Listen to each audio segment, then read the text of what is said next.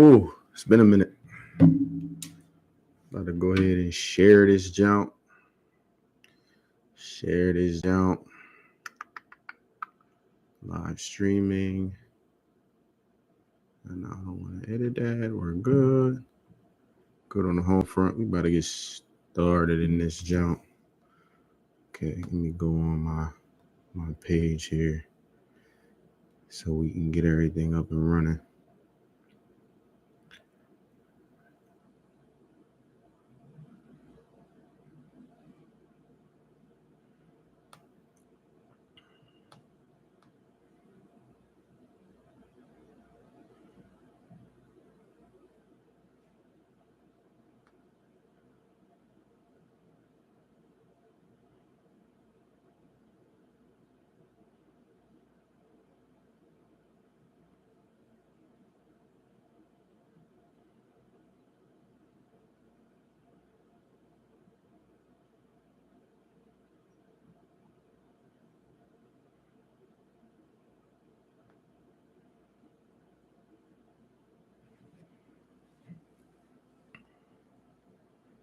Give me 2 seconds, guys.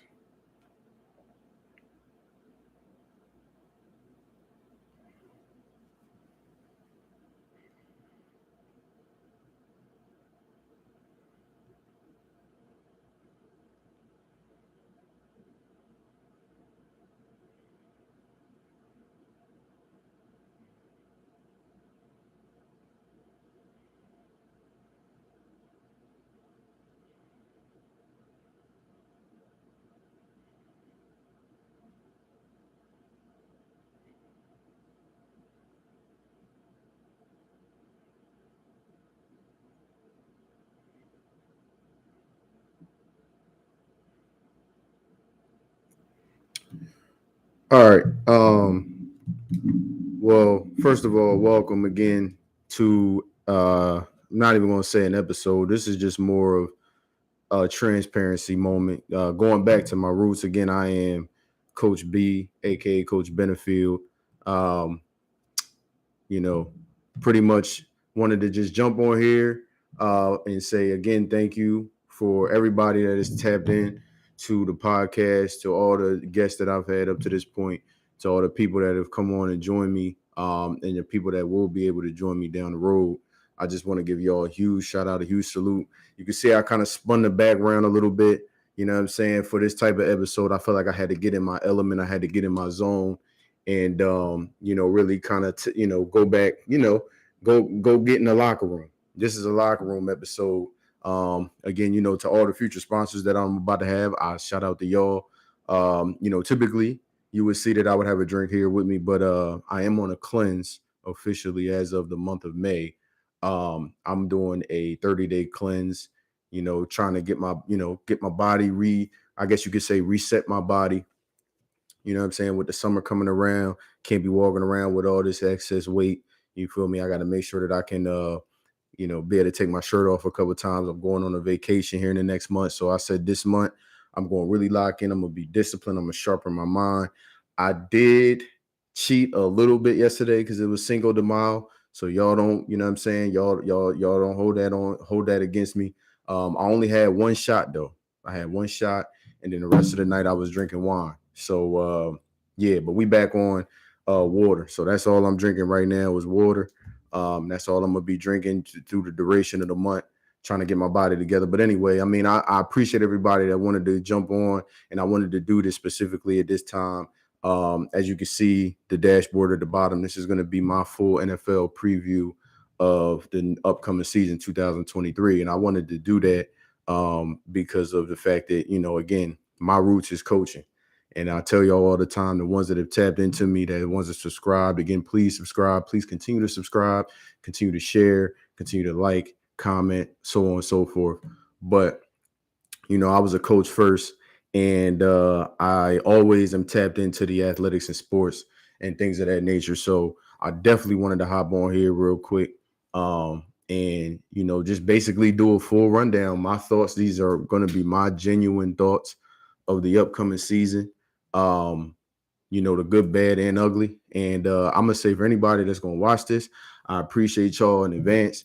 because I do know that there's a game tonight. I know the Lakers is playing the Warriors. It's a pivotal game 3.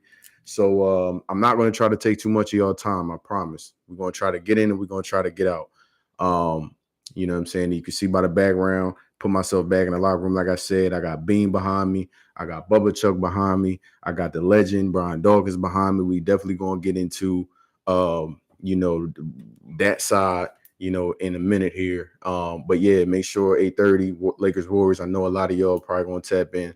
I don't really know who I'm taking in game 3. LA's going home. They got, they lost game 2. I'm a Sixers fan, so I'm still looking at the wounds from last night. From that wild game that we put on TV. That's another story.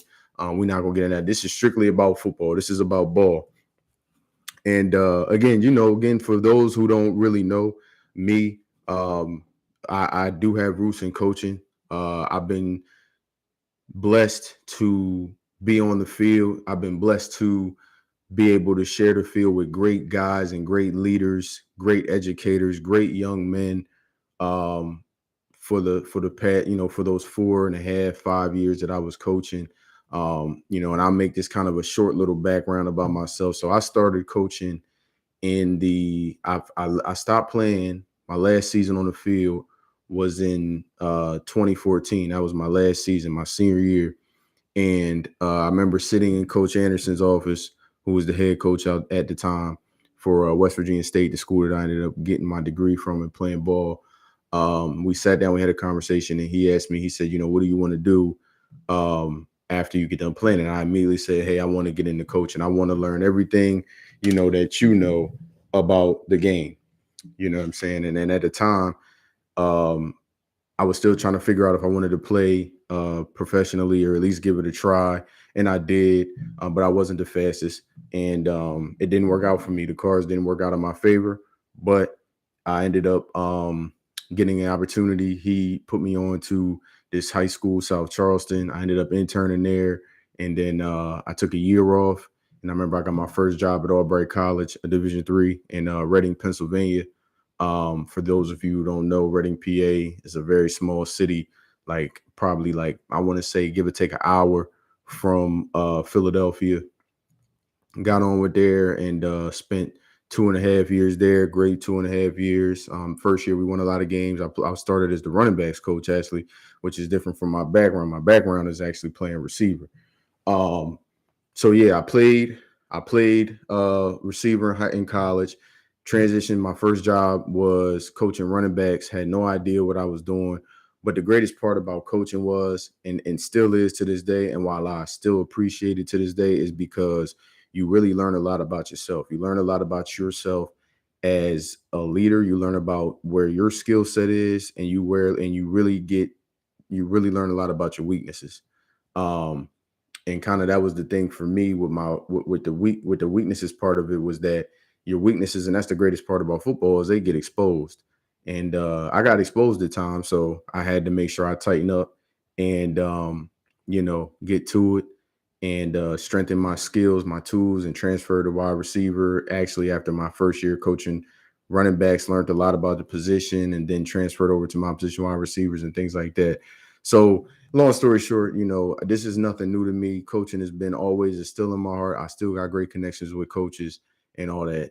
So just to give you all a little bit of backstory about that, in a nutshell, 4 years, 2.5 years at Albright, went on and got a position, a receiver's position at Edinburgh prior to COVID, Edinburgh University, that is. And then after COVID, I had to make a transition, and you guys know that from watching these episodes. But this episode is strictly all about the NFL.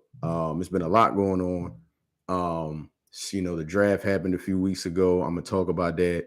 I'm gonna talk about where I see my top 5 things that I see that's gonna happen this year, which I'm super upset because I actually did this last year, but I didn't have a podcast at the time. I was still kind of in that beginning stages of the podcast. And so I actually went on and made a top 5, what I think was going to happen, a top 5 such and such, with the season. And 4 to 5 things happened. I can't remember everything. I do remember one. I said the Jags was going to make the playoffs. and they made the playoffs. And I was so sick because I did it, but I didn't post it. And they ended up making the playoffs. And I was like, man, yo, I should have posted that. Like that would have been, it would have been crazy if I had posted it at the beginning of the season and then be able to revert back to it at the end of the season. So, shout out to the Jags because they definitely, I predicted they was gonna make the playoffs last year and they did. But I want to start first into this whole NFL preview. Is I want to kind of I just gave y'all a backstory about me as a coach, but I also want to give you my backstory as a fan because for those that don't know me, I grew up in the tri-state. Um, I watched my first game I watched, I believe, was in 1990. I want to say 1999. It was it was the or matter of fact, it was 98. It was the year that Randy Moss went crazy against Dallas, his rookie year. And I remember watching the game. It was Thanksgiving. I watched the game. Um and yeah, I immediately fell in love. Like that was my first NFL game that I ever watched. And I was like, okay, yeah, that was the year, that was the year when he had like 3 TDs on like 4 catches for like over 200 yards. Like he went crazy. And I remember watching that game, and my uncle at the time, who's still my uncle, I shouldn't say at the time, but my uncle was a Cowboys fan. So I was, at the time living with my mom, and that's my mom's sister's husband. So I was rooting for the Cowboys. So I was probably a Cowboys fan for, give or take, I'm gonna say maybe a month, right? So then after that month, I remember I moved with my dad, and my dad is an Eagles fan. And I remember forgetting, me and my pops was sitting there, we was watching the game, and I just wasn't really into it. And I was asking him, like, hey, like, what's up with the Cowboys? I think asking him about the Cowboys. He was like, ho, ho, ho. He was like, ho, hold on. He was like, what you mean? What's up with the Cowboys? Like, no. You're an Eagles fan. Like we root for Philly on our side, on this side. We root for Philly. So yeah, there was that. Ended up for the rest of the time after he said that, I've been an Eagles fan ever since. I remember the first real Eagles game I watched was, I believe it was 2000. We were playing Washington. That was the year, that was the game McNabb went crazy and was, shake. That was McNabb right after Syracuse. You know what I'm saying? Like his first 2 years when he was really a runner. And I remember he was giving Washington the business. And from that point on, from 2000 on, I've been an Eagles fan ever since. And like, if for every Eagles fan, shout out to all my Eagles fans. We've been through the ringer as an organization, as fans. We done been through the ringer. Like, I mean, you're talking about, like, I've been a fan since 2000. So I came in during a period where the Eagles were actually really good. 2000 was kind of the turnaround year. It was Reed's second year. 2001, I remember we went to the first NFC Championship game against the Rams, with the greatest show on turf. We was wearing them corny white on white uniforms. We had Tom Pinkston, James Thrash, Deuce Staley. McNabb was still in his earlier years. We ended up losing that game, but we played really well. Probably was a super underdog, and I was too young to even get into betting. But if I was, and I saw the line, it was probably favored the Rams by a lot. Had no business being in that game, but we were really good that year. Then I remember 2002, we come back. I remember McNabb. I think that year we started 0-2, and then we got on that run. We got to the playoffs. You know what I'm saying? We beat Tampa Bay in the regular season. That was when they had Warren Sapp and Derek Burgess in that defense. And then, they come back to the vet, and all Philly fans still know this game because that was the infamous Rondé Barber game when McNabb threw the pick six to Rondé Barber at it going in the score. And that broke our hearts. And that was the last game actually in Veteran Stadium, RIP Veteran Stadium. I actually got to watch a game in the vet. And then you got the next year, 2003. I remember this game like it was yesterday because we ended up playing the Panthers in the NFC Championship game and had no business losing to them. Like the game, I believe it was like 13-9. McNabb got hurt. I'm like, watching this game, like I'm thinking, okay, it's Carolina. Like we done lost in the NFC Championship 2 years in a row. This is the year we're gonna get there. The first year in the link, it's lit. We playing the Panthers. I'm like, they ain't got no word. I mean, yeah, they had Steve Smith and I think they had Stephen Davis at the time. But like they weren't nobody crazy. I'm like, it's the Panthers. Like we end up losing that game. So we done lost 3 straight NFC Championship games, and I don't believe we ended up going back to the NFC Championship until 2008. Or no, excuse me, the next year, 2004, we got TO. So we got TO, went crazy that year. We went like 9 straight before we lost to the Steelers. That was the game Hans Ward did the Eagles thing. We lost it. We lost to the Steelers that year, but then we went on a run. That was the year that T.O. got hurt when Roy Williams, punk ass, grabbed him by the back of the jersey. That's the infamous horse collar tackle that still gets flagged to this day. Shout out to Roy Williams for making that rule. Pulled T.O.'s back of his jersey. He ends up breaking his ankle.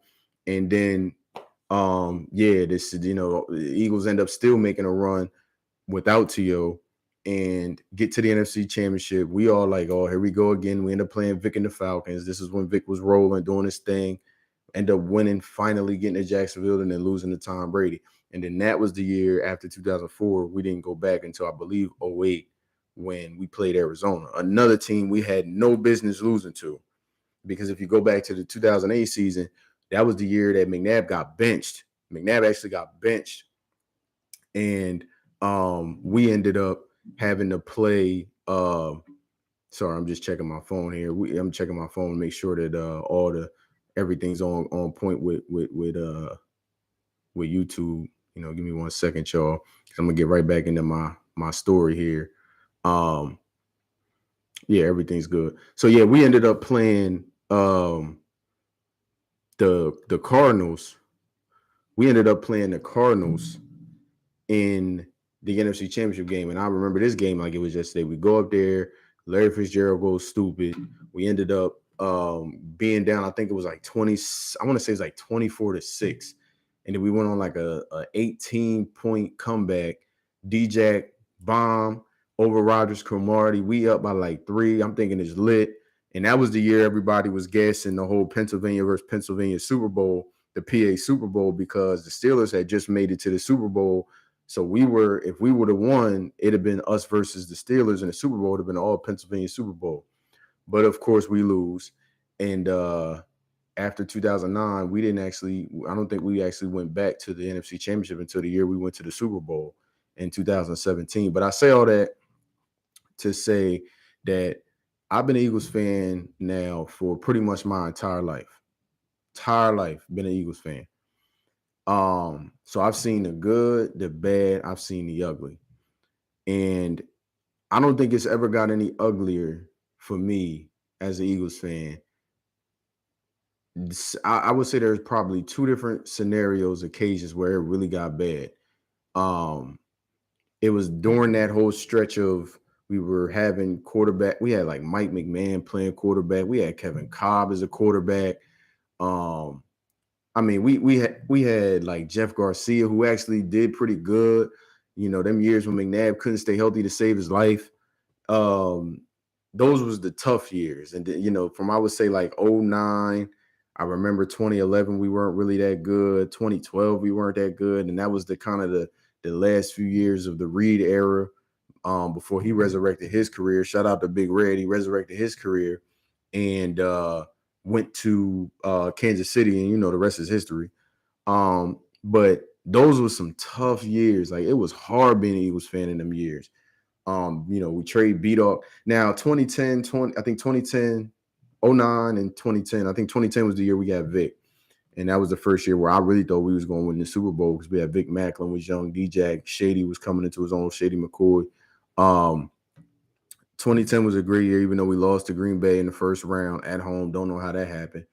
And then 2013, we should have went back. That was Chip Kelly's first year, which I'll get into him in a second because then he was another one. 2013, we had a great year. That was the year Foles went crazy, but we ended up losing, I think, to the Saints in the wild card. And then I would say 15 was tough, 16 was tough, And then 17, we finally got over the hump. And then I don't even count COVID because, it was COVID. It wasn't really a lot going on. And, it was just a bad year because Carson Wentz and all that. And we'll get into him in a second. But I say all that to say this. I say all that because this team, this organization has been one of the staples in the NFL, period. There's not too many consistent organizations, consistent from the top down, from the GM, from the owner, from, the head coach. And it's only a handful of, I would say a handful of organizations, not teams, organizations in the NFL that have uh, everything kind of outlined, a very strategic, detailed organization as far as the management and what they want to do and what their what they want their team to look like. What do they want their organization to look like? You would think about, I would say Pittsburgh is definitely up there. I would say New England, if you minus the recent things that have been going on, probably the past 2 years, but New England has been a stable organization. Um, and I'm saying, when I say stable, I'm saying like, they're out of the news.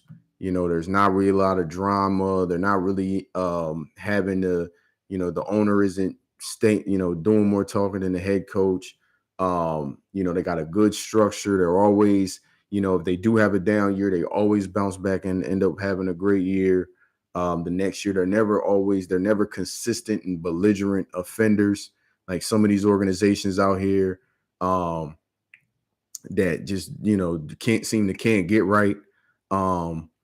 But you would think about the stable organizations. I would say, New England would be one. I would say definitely Pittsburgh would be another one. I would put Philly in that category.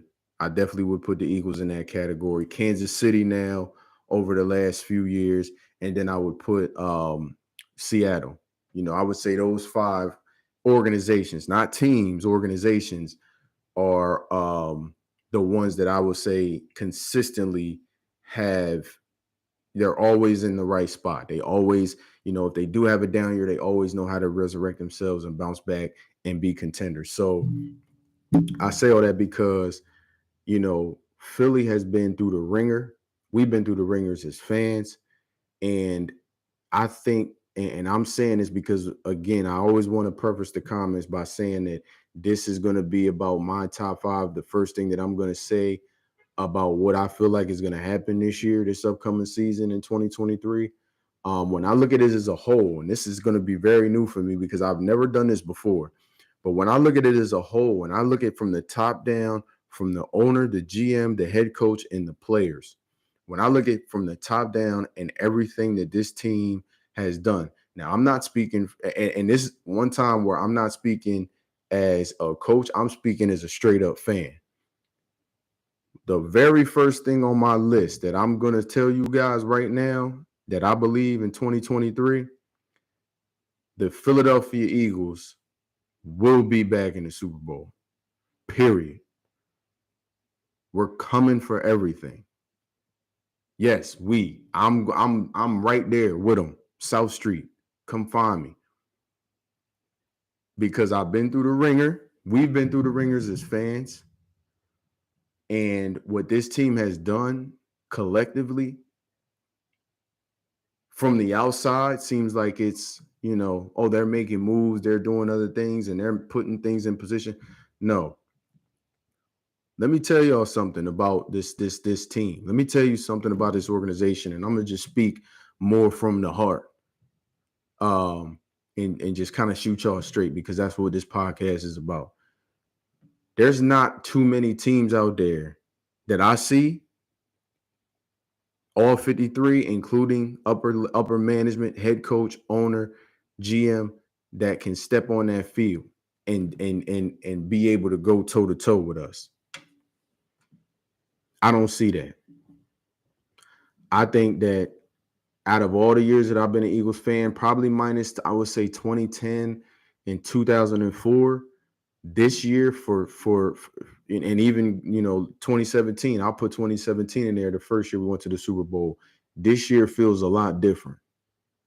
This year feels a lot like they're going for something that they're going. There's a goal.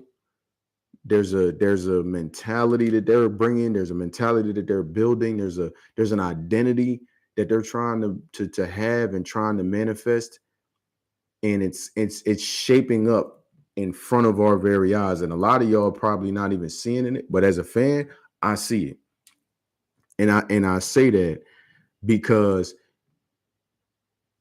it ain't just so much about the moves, right? Everybody wants to point to free agency and point to the draft, but it's just the way that things. You always can tell a lot about a team by how they handle adversity. I always say that there's two things that makes a great to me that makes a great team. You got to have a structure. A structure meaning you got to have the right type of leadership and you got to have the right people in the right positions. You got to have the right type of leadership in these positions, and you got to be able to build an identity. Look what these guys did right after the Super Bowl, right? We'll just use last year. We'll even go back a whole calendar year. This time a whole calendar year ago.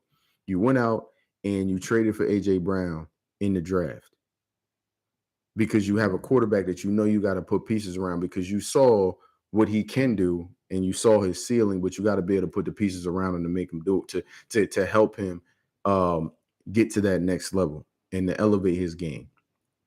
You go out and you draft a receiver. You go out and you trade for a receiver like AJ Brown, and then you go out in free agency and you bring in guys like James Bradbury and Darius and CJ Gardner Johnson, and you go out and you draft Jordan Davis because you know you have a need in the interior because you got guys in the interior that are getting a little up in age. They're really seasoned vets, so they're on a pitch count now, and you got to get younger. You build this identity around this team and around this quarterback, and you get this and you bring that all the way into the Super Bowl, right? Now let's just go back to 2017. We did the same exact thing. We get to the Super Bowl, we draft guys in the draft that can be plug and play guys. We go out in free agency, we go and get these guys like Alshon Jeffrey and LeGarrette Blount, and they come and be those plug and play guys in free agency. We get all the way to the Super Bowl. It's great. What happens? This guy leaves, this guy goes here, this guy goes there, this guy, gets traded, this guy gets released, the whole 9 yards. So you go and you basically just mortgaged everything for just that 1 year. Well, see, this is a lot different. And I'm not a fan of just throwing and pushing all your chips in the table for 1 year. Because yeah, you'll be good in that 1 year and you'll get the notary that 1 year, but that's all you're going to be remembered about. That's why I respect coaches and organizations like Alabama and now what Georgia's building, because it's not just about the now, it's about in the future. It's about 3 years and 5 years from now. What can we consistently do to have this level of success over a period of time? Because like I said before, there was a period of time where the Eagles were having consistent success. So, like I said before, when it comes to in this year, the NFL, the Super Bowl is in Vegas, February 10th, 2024, Allegiant Stadium in Las Vegas. You're hearing it first from me that the Philadelphia Eagles will be playing in Super Bowl, I believe it's 54. The Philadelphia Eagles will be playing in the Super Bowl. They will be in Vegas on February 10th in 2024. And I've never done that in my life. I'm not a fan of doing predictions, especially with my team, because I just can't do it. I can't bring. I never bet it. When I do my parlays, I don't even bet for it. When I don't bet on the Eagles, I never did. I stay away from my team. I'll bet on somebody else's team. I'll predict something for somebody else's team. But when it comes to me and my team, I don't touch that. But I'm telling y'all right now, this year, 2024, 2023, 2024, the Philadelphia Eagles is on a redemption tour, and they coming back and getting everything that they didn't get last year. It's just that simple. And I never felt as confident about saying that in any year that I've ever talked about sports, done anything on podcasts with sports, none of that. This is the first time that y'all hearing it from me on my podcast, the very first time that I'm ever going to tell you that February 10th, 2024, when you turn on your TV to prepare to watch the Super Bowl, one team on that sideline will be the Philadelphia Eagles.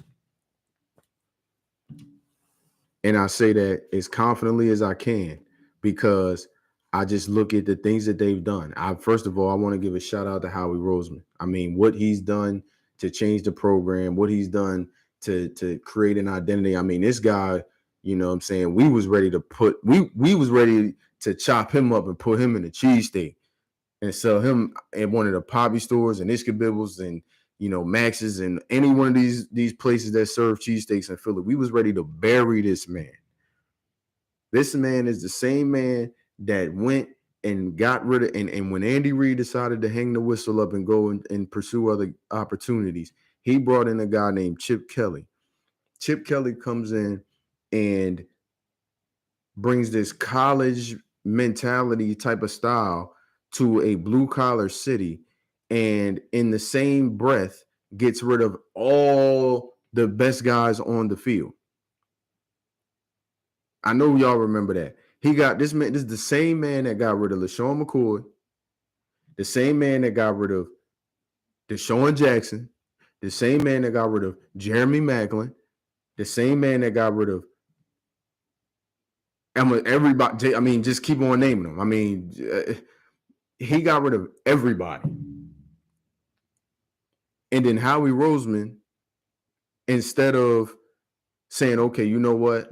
Let's put a leash on some things. Let's try to tighten up some things because clearly this guy's a little bit over his head. He gives this man the keys to the franchise. Get this man the keys to the franchise. He gives Chip Kelly the GM title, and he goes and he's like, all right, I'm gonna sit in the side, I'm gonna sit passenger seat and let you drive this thing. Ladies and gentlemen, Howie Roseman's birthday is a day after mine. He's a Cancer. So he's very emotionally driven. Now, June Cancers and July Cancers are two different cancers. June Cancers, we wear our emotions on our sleeve, but we're not as aggressive as July Cancers, and we're not as out front with our emotions as July Cancers. We're more of internally, emotional creatures, and we value the opinions of everybody. So I can understand when I saw his birthday was June 23rd, I said, you know what, I can understand why he would make that decision. He was probably feeling, his heart was heavy. He was like, you know what, this guy had a great first year. He's got that college, that recruiter mentality, and I'm just going to let him kind of run the organization and see where it goes. So I can understand that. And I get it. People, Howie wasn't really, he's been a GM now. He actually got the position in 2010, so he was only, going into his third year as a GM. So I can understand it. I can understand why he would, feel like, okay, maybe this would be a good move, for the organization early in the game. He's been doing well. But yeah, I just Howie Roseman is the kind of guy, he wasn't going to be here too long. He was on a very short leash. We were calling for his job. But what he's done now after that 2015 season, when he gave the reins to Chip Kelly, and Chip Kelly actually decided that it was cool to get rid of Nick Foles, who had won us 9 games in the previous year, and go bring a guy named Sam Bradford with the loose ass arm sleeve and no mobility, and try to run this high up tempo offense with no quarterback and no mobility. No, we had Ryan Matthews in the backfield. I mean, it was all bad. Our receivers were Josh Huff and Dorian Green Beckham. Not Odell Beckham, Dorial Green Beckham.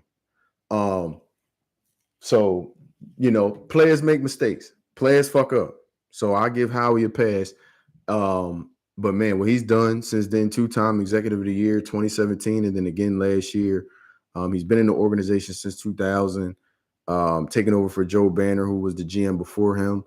Again, like I said, man, Howie, shout out to you, because we was coming for your head. You was about to be in one of these cheesesteaks.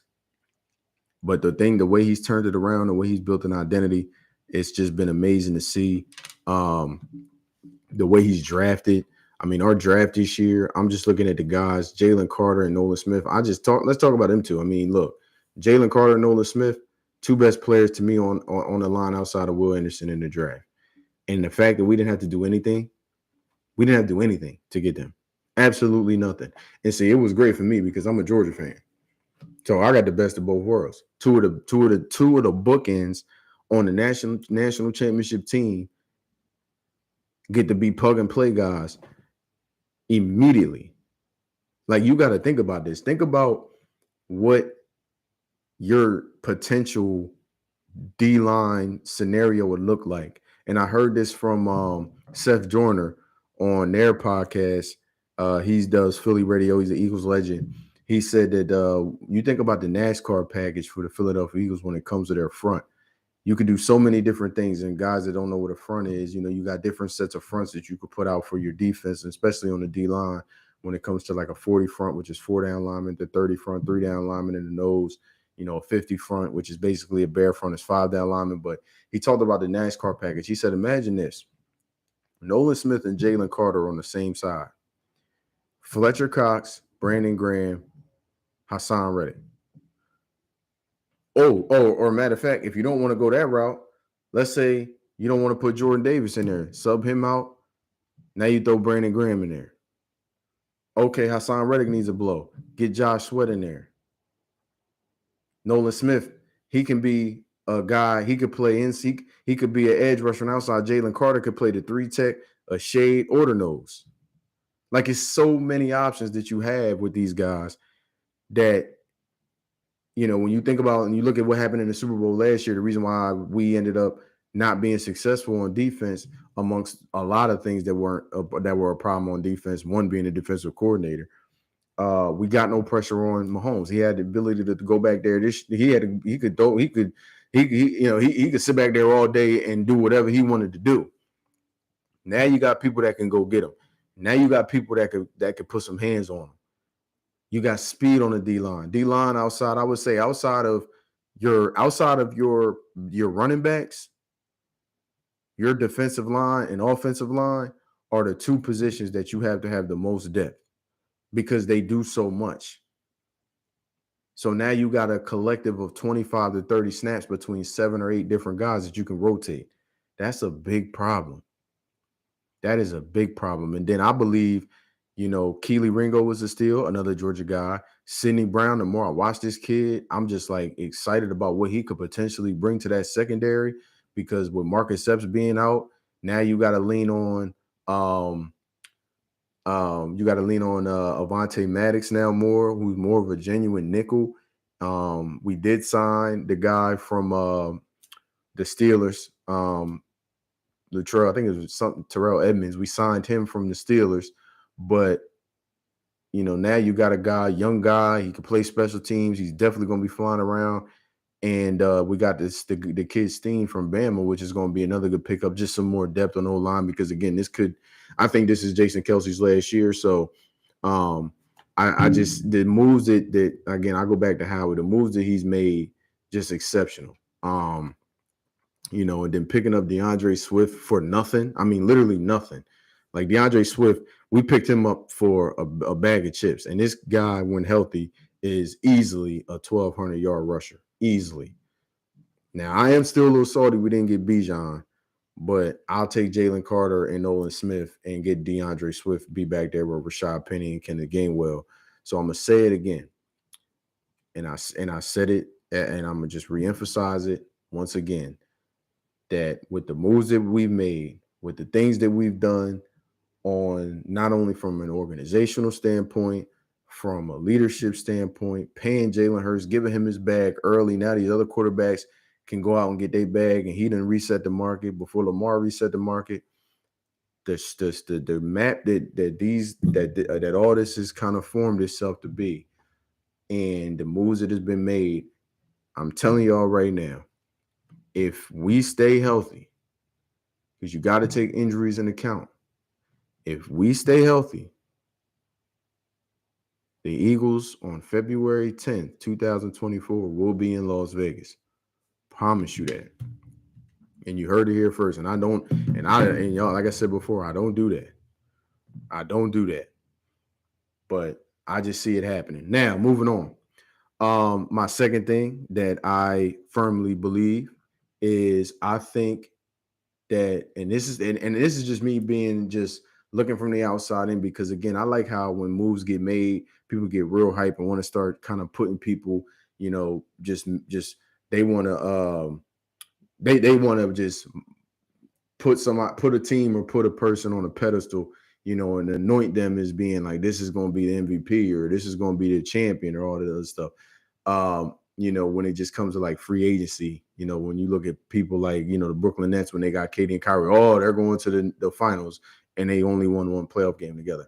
But my second thing that I believe that's going to happen in 2023 is, with all this hype around Aaron Rodgers and things that's going on with the Jets, and that he's finally out of Green Bay and now he's over there with the Jets. And I like the Jets. I like Robert Saleh, what he's got going on over there. But with all this media hype and pressure, my number two thing about 2023, the NFL preview, the Jets will not make the playoffs. They will not make the playoffs. I'm going to tell y'all, like I did when I predicted the Jags was going to make the playoffs, all this hype around Aaron Rodgers, I don't see it happening. Because you still got to play Josh Allen twice, Tua and them twice. You still got to play New England twice. That AFC East is a tough division. There ain't nothing to sneeze at. Then you got to go, and you're going to have to go see Mahomes. You're probably going to have to see Lamar. The NFL schedule release comes out in the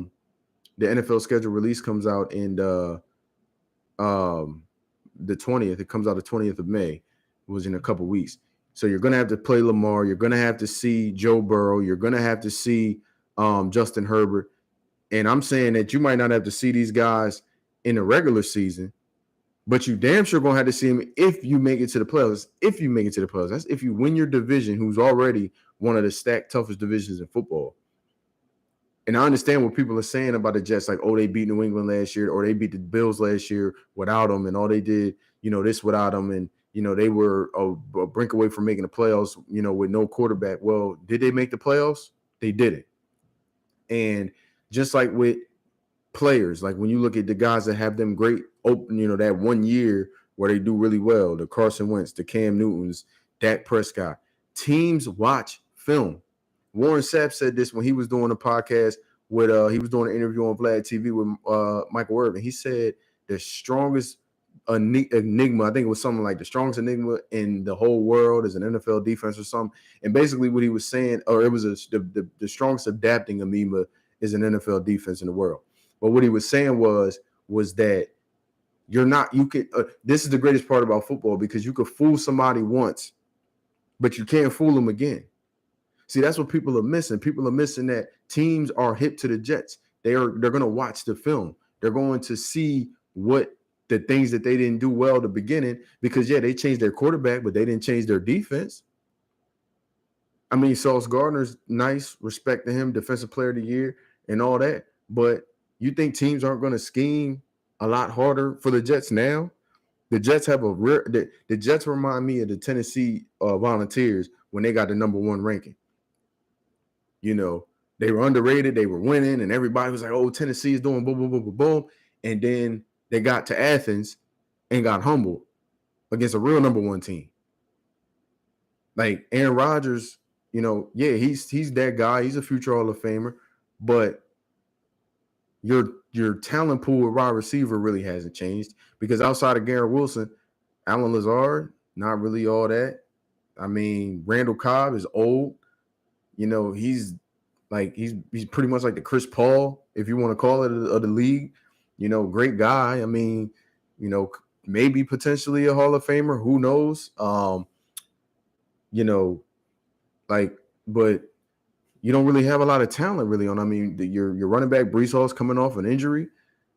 It's not like it's. I just say let's pump the brakes on the Jets, and I truly believe that this year everybody's giving them all this hype.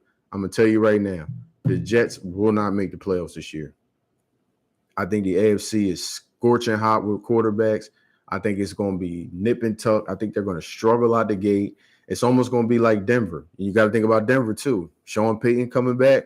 I mean, hey, they could turn things around there. But yeah, I just don't see the Jets getting it done. At least not this year. I think they'll struggle out the gate. I think that they'll, win a couple games here and there, but I think they're going to struggle in the beginning. I think that, when their division is already tough, I think that it's going to be too much pressure. They're going to have too much pressure because now the bullseye is on them. Now people are watching and paying attention to the Jets. So I think that now with that pressure, I don't think they handle it well. And I don't see them getting out the AFC East. I don't think that they'll get to the playoffs. So that's my second thing. As far as the 2023 preview. The third thing, and this is going to be, I'm not going to spend a lot of time on this. The third thing is that, I like how I got a special interest in this team just because of the guy that they hired as their head coach, because he's the former DC for the Philadelphia Eagles that made zero adjustments in the Super Bowl, that made zero adjustments all season, that just let guys run freely around the field, had no idea what to put guys in, what positions to put guys in, got called out by a safety that used to play for him on Twitter about not making adjustments in the Super Bowl. I'm very interested in seeing what they do this season, just from a standpoint of just because I don't like their head coach. I think he's a noodle. I think he was inept to adjustments and being a play caller on the defensive side of the ball. And I think that he was pushed to the front of the line because the fact that he had great players around him. So the great players made up for his ineptitude as a coach, because when you got great players, you really don't got to do much. You really don't got to make a lot of adjustments because your players, they save a lot of those calls and they save a lot of the game for you. And yeah, you're taking you're taking the love for it because you're the guy in charge. So my number 3 thing about the NFL season is I think that the Arizona Cardinals at some point, not saying it's going to be early, but at some point are going to start tanking for Caleb Williams. I think that they're going to start tanking. I think the Arizona Cardinals, yes, with Kyler Murray as their head coach, is going to start tanking for Caleb, or head coach as their quarterback is going to start tanking for Caleb Williams. And let me tell you why. Because Kyler Murray is not getting a very good rap in the NFL right now. He's getting a lot of flack for his lack of leadership, being too much of a gamer. He's got incentives in his contract about watching film. I don't see him being. I just watch him, and I don't see him really being. I had him as my MVP a few years ago because I thought he had everything around him when he had D-Hop was cooking, and they got AJ Green, Connor, and all those guys. I thought they had a really good team, and then defensively, I thought they were really solid on defense. But I think Kyler Murray's. I don't see the love. I don't see you could tell a lot about a guy's love for the game by how they kind of their mannerisms after when they got to face adversity in a game. And every time I watch a Cardinals game, and they're on my TV, and I watch him play and I watch him make a mistake, like he doesn't have any emotion. It's just kind of like whatever, you know what I'm saying? And then when he scores, he does these dumbass celebrations. So I think that with that, I think the fact that they're not paying D-Hop's preparing to actually sit out, which as he should. I think he should get out of Arizona. I don't want him to go to the Cowboys, but he can go anywhere else. And then Budda Baker, they released Budda Baker. He doesn't want to be there. They didn't pick up Isaiah Simmons, their first round pick from a few years ago out of Clemson. They didn't pick up his 5th-year option.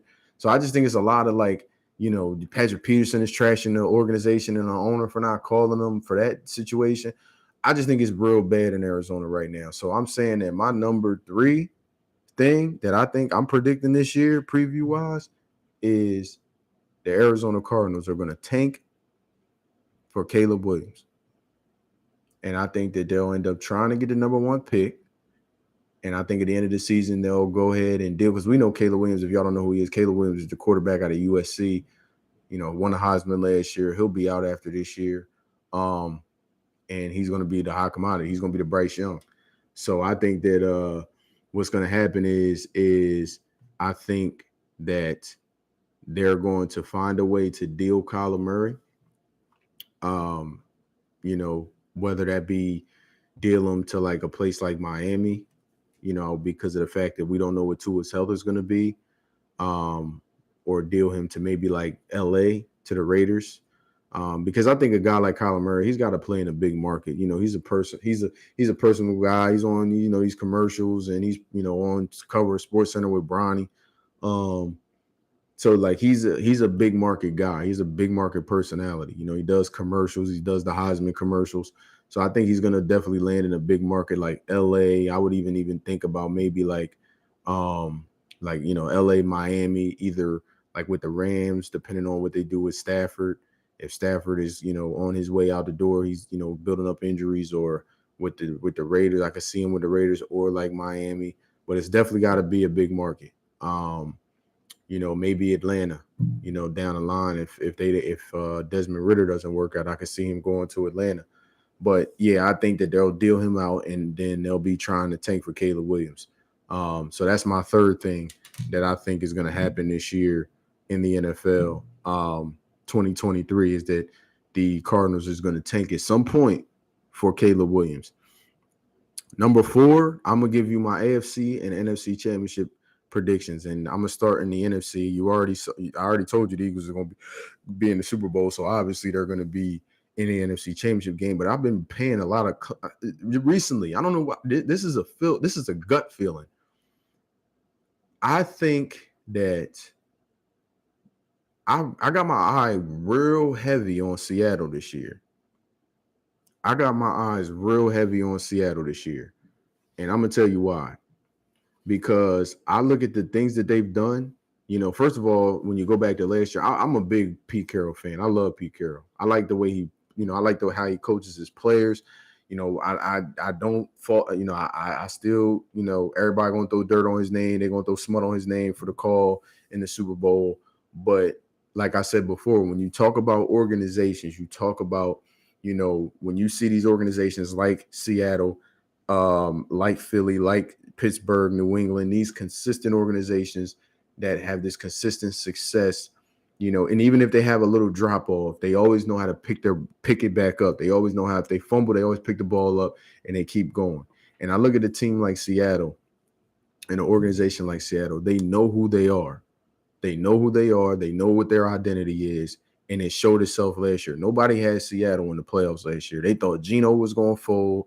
They thought this team was outdated. Everybody was out. The Legion of Boom and that, that brand was an afterthought. But they've picked it up. They've drafted well. They've done the good things in free agency. I mean, their draft picks. They landed a DB, Devin Witherspoon, who's going to play instantly alongside of their other corner who they drafted last year. Who was up for Defensive Player of the Year as well. I'm a real fan of that Jackson Smith-Njigba pick. I mean, you put him with DK Metcalf and Tyler Lockett, Jackson Smith-Njigba. People forgot. Like, if you didn't watch college football, if you don't watch college football, if you did, you would remember that he pretty much was the best player on the field in the Rose Bowl. He was the best player on the field. And I think that him being that guy in the slot with DK and with Tyler Lockett on the outside, or they can mix it up with Geno, Kenneth Walker the third coming back. They drafted my man Kenny McIntosh. Kenny Mack got a UGA stand up. That was a steal. He's going to do a lot of great things for them, not only in the running game, but in the pass game, and probably in special teams as a returner. Kenny Mack gets busy. So, look out for Seattle. I'm keeping my eye on Seattle this year. I'm a big fan of what they got going on. I'm a big fan of what their offseason looked like. I thought outside of us, they won the draft. They did really well drafting, and I'm keeping my eye on that. So I would say that, with that being said, I got the Eagles in Seattle in the NFC Championship game. I got them in the NFC Championship game, obviously in Philly, and obviously we're going to win.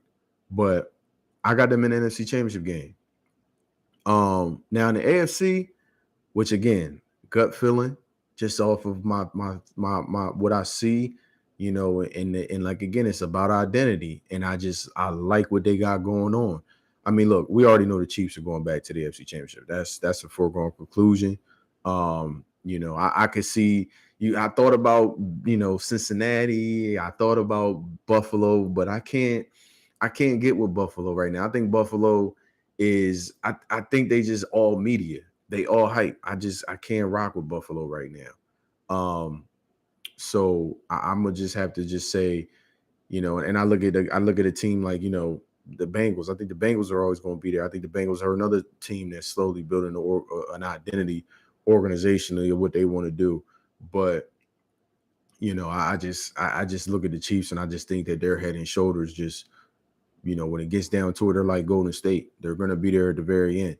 But I will say this: I truly believe this is out of my heart of hearts, and this is kind of an emotional thing from last year. I think that this team takes that next step. And I think the Jaguars are in the AFC Championship game this year against the Chiefs. Now, it's going to be an Arrowhead, and the Chiefs are probably going to win. But if you look back at that game last year in the wild card game, the Jags was giving the Chiefs a lot of problems. I'm talking a lot of problems. And I'm thinking with the fact that Trevor Lawrence had that experience, with the fact that they're young, with the fact that they got almost everybody coming back. I didn't really go too much into their draft and what they did in the draft, but I just think the core group of guys that they got, I think we go back to 2017 Jacksonville when they had Ramsey and Calais Campbell and Leonard Fournette, and they had an identity, and they just went out there and punched you in the mouth. I think that the Jags are set up for success. I think Trevor Lawrence's big game experiences is going to be kicking in a lot more this year. Obviously, Dougie P is calling plays, so they're gonna be okay. I don't see how you can even argue. I think it gets so like real for the Jags this year that they probably start out 6-1, 7-1, 8-0. By week 8, the Jags are only gonna have like 1 or 2 losses. And everybody gonna be like, "Oh, Jacksonville. Oh, is it the year? Are they for real? The Jags are for real." You heard it from Coach B. The Jaguars are for real. They're gonna be in the AFC title game this year. They're gonna be playing the Chiefs. It's gonna be the Eagles versus Seattle in the NFC title game. It's gonna be the Jags and the Chiefs in the AFC title game. And then obviously we got the rematch, the rubber match. Because we gotta get our lick back. We meaning the Birds. We gotta get our lick back. So yeah, run that shit back. We gonna do it again. Ain't gonna be on no slippery field this time. The refs, we not calling, we not throwing no flags. Mahomes, you gotta see us again. Respectfully. I know we play all in the regular season. I will be there at Arrowhead. I'm just waiting on the schedule to drop. It comes out May 20th. I will be there at Arrowhead. But yeah, I think that those are going to be the final 4. I think that the Seahawks, what Seattle's got going on right now, and what they're building, Geno taking that next step in year 2 with Seattle. I think that they're going to be a team that is going to be right there at the very end. And I think the Jags are a threat in the AFC because you got a team that really has they're playing like they're playing with house money. I mean, they have nothing. Nobody's looking for them. Nobody's checking for them. Nobody's, really got Trevor Lawrence on any sort of MVP boards. Everybody's kind of giving them the golf clap. Yeah, it was great last year. You guys got lucky and strike lightning in the bottle. But I'm telling y'all, the Jacksonville Jaguars and the Seattle, look out for Seattle in the NFC. Look out for Jacksonville in the AFC. And I'm telling you that right now. You heard it first. Because I said it last year I should have posted it. I'm so mad at myself. I said the Jacksonville Jaguars are going to make the playoffs. I said it. And they made the playoffs. And I was sick. They're going to the playoffs this year, and they're going to be playing in the AFC title game. What we saw in the first round last year is it's going to be the same exact thing.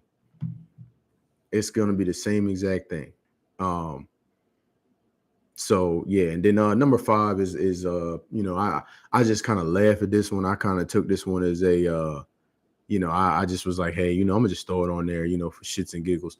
Number 5 is pretty simple. The Cowboys are going to do, because the media loves talking about the Cowboys. Everything is about Dallas. So I'd say this, that the Cowboys are going to be very good next year, and they may get to the playoffs, but they will lose in the first round.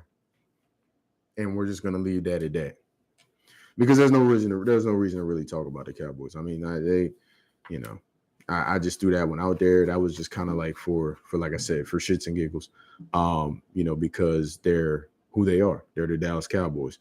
But yeah, that's my top 5 things. So number 1, like I said before, the Philadelphia Eagles will get back to the Super Bowl. Number 2, the Jets are not going to make the playoffs. So I would not put your money on the Jets if you're a betting person. Number 3, I think the Cardinals are going to tank for Caleb Williams at a certain point during the season, and Kyler Murray will be playing his last season in Arizona. Even though they did sign him to a big deal, I understand that, but I just don't believe that. I think that he's not the right guy for them. I think they're going to want to start over, and they'll find a way to get out of that deal, and they'll be fine with it because Gannon's he's a weirdo. And number 4, my AFC title game, Jags and Chiefs. And NFC title game, I got the Seahawks and the Eagles. And the Super Bowl obviously got the rematch with the Eagles and the Chiefs. And then number 5, the Cowboys will be great, and we'll be singing Kumbaya, and then they'll get to the first round of playoffs and they'll lose like they always do. So anyway, that's that. That's my top 5. Now, I kind of want to do something like I did. I want to do something a little different. I want to kind of create a little more of a football scenario here, and talk about some hard hitting red zone topics. When you think about the red zone, you're actually getting close to the end zone. We're getting kind of close now to the finish line here for the podcast, because I know the game is going on right now, and I definitely want to kind of check that out. But my red zone topics, the first one I'm gonna talk about is kind of the draft, the top 5, what I think my top 5 guys that got drafted that will make an impact this year. I'm gonna start at number 5, and I think that, and I was actually I was locked into him a little bit during the draft process, and I'm glad that he ended up where he ended up. Zay Flowers, number 5, to the Ravens. I think that's a huge pickup. You know what I'm saying? Him alongside with OBJ, you got that veteran rookie, kind of thing going on. Zay Flowers is electric. I mean, can get in and out of cuts, can do a lot of things laterally and in the return game. He's kind of a more, I would say he's a souped up Hollywood Brown. I would say that from a standpoint of just the way he runs routes, how he gets in and out of his cuts. I think he's going to give them a lot of flexibility, in that as that number 2 and in special teams. And if you know anything about their offensive coordinator, Todd Monken, shout out to Georgia, Coach Monken. He definitely likes to do a lot of things with, like, he likes to work in some switch routes. He's a big, high-low concept guy, and he definitely knows how to use his receivers, especially his smaller receivers, because, with UGA, he had A.D. Mitchell, who was only about 5'10". He had Ladd McConkey, who was a speedster, was about 5'11", maybe 6 foot. He dealt a lot with Kenny McIntosh. Like a lot of those, smaller, kind of shiftier receivers, he knew how to put them in positions to win. So I think with having OBJ, who can kind of still just take the top off any defense, he's going to be a guy that Todd Monken is going to use a lot. So Zay Flowers is definitely going to be, getting his shine this year. And I mean, I'm not going to say rookie of the year, but definitely has a chance to do some things, with the Ravens. And then number 4, I spoke about him earlier, Jackson Smith-Njigba. I just thought it was a great pickup. I thought Seattle just hit a home run with him. Being that third option with Tyler Lockett and DK, like, he's gonna eat in the slot. And he's gonna complement a lot of the things that they're gonna try to do. Especially with Tyler Lockett being now, kind of getting up there in age. They got that guy that can kind of be, just kind of be that extra piece in their offense. And then over the course of the season, probably start to see him get a lot more targets, get a lot more love, and make a lot of plays. And then again, even in special teams, I'm a huge fan of that pickup. So he would be my number 4.